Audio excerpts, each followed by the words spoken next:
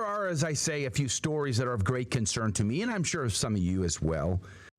But I want to turn to the story over Billie Eilish, as we talked about at the beginning of the program. This is an article out of Breitbart. Popstar Billie Eilish, porn is a disgrace, destroyed my brain.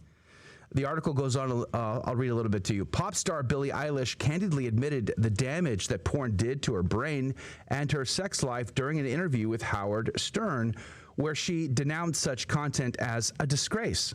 According to Eilish, she began watching porn at a very young age, 11 years old, just 2 years below the average age children are exposed to it.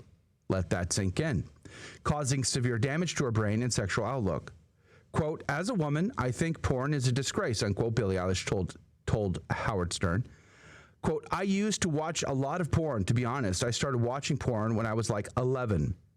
She goes on to say, I think it really destroyed my brain, and I feel incredibly devastated that I was exposed to so much porn, unquote. You know, when you pursue the world, the flesh, and the devil, bad things are going to happen, number one. That's the first thought that comes to mind. And, this is an excellent case use of the duh button. I mean, but here's the other thing that really gets me about this story. As I said at the top of the hour, I have never heard a single song by Billie Eilish. Never heard a single one. I don't intend to, and I don't encourage anyone else to as well. However, she was talking to Howard Stern, and this is what gets me. In '95, when I got out of the Marine Corps, I was addicted to pornography. I had committed the mortal sin of abortion. I was depressed, and I was suicidal, and I was an incredible train wreck. As a way of trying to help me, my sister encouraged me to go to radio broadcasting school. So I did. My hero at the time was Howard Stern. And the reason why Howard Stern was my hero at the time, the guy that I wanted to most be like, especially in the radio business, because I loved radio as a kid growing up. It was an incredible and fascinating medium, and I thought Howard Stern was at the top of the heap at the time.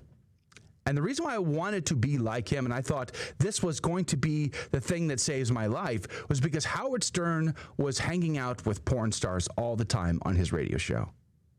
He had all of these incredible, fancy, famous people, and he was always keeping these porn stars on his show and nearby. And I was just so enamored with this lifestyle. And it wasn't until later when Jesus Christ, in his grace and his mercy, along with my guardian angel, I'm sure, my patron saints, and all of the angels, and as well as Our Lady, had worked such great miracles in my life to bring about my conversion, that my brain had an opportunity to be healed from the devastation of pornography addiction. Because Billie Eilish is correct. It does, in fact, destroy your brain. Neural pathways are created in your brain to create a chemical connection to your spouse. A bonding actually happens. The two become one. Physically happens within your brain. That's its intended purpose. But when you break it and misuse it, bad things are going to happen. Imagine if I said, I want you to take a nail and drive it into a board, but instead of using a hammer, I want you to use a glass jar. Imagine what would happen. Bad things would happen.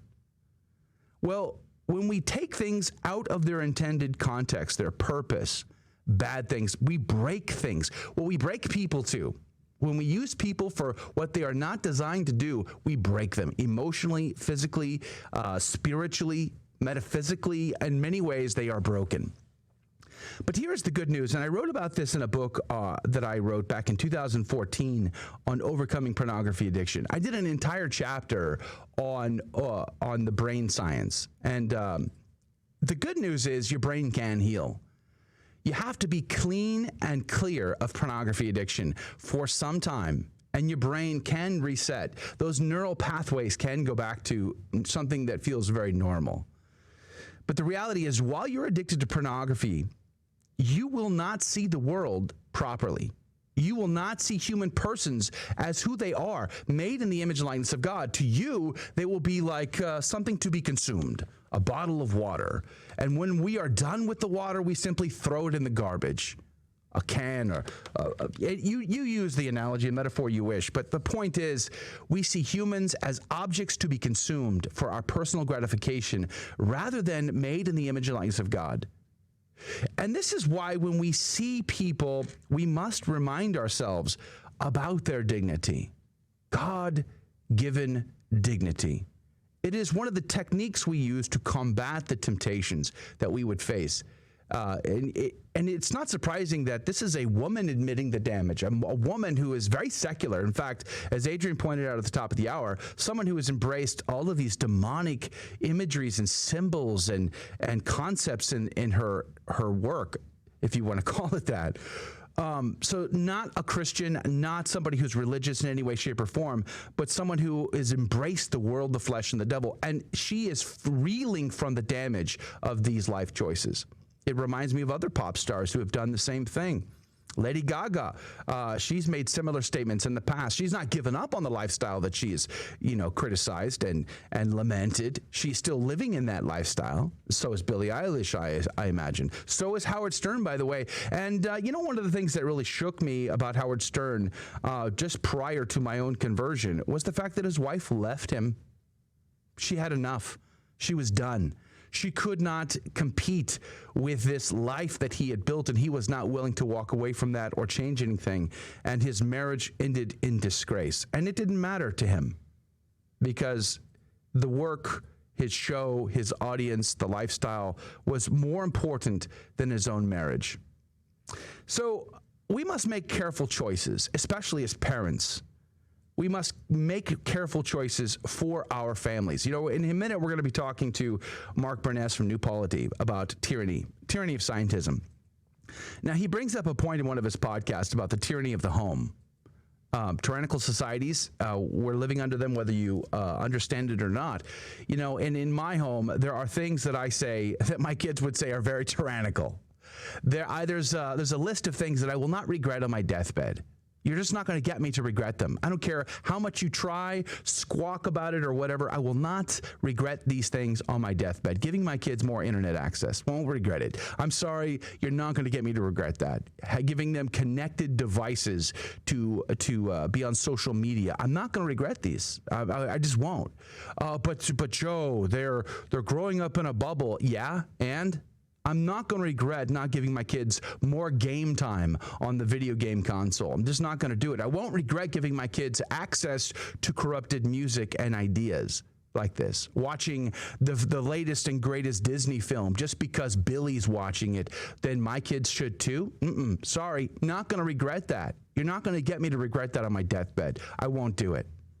Here's what I will regret on my deathbed. If my kids encountered porn in my home when I was on duty, I will regret that. If my kids don't make it to heaven, I'll regret that. Where is her father, young Billie Eilish? Where are her parents?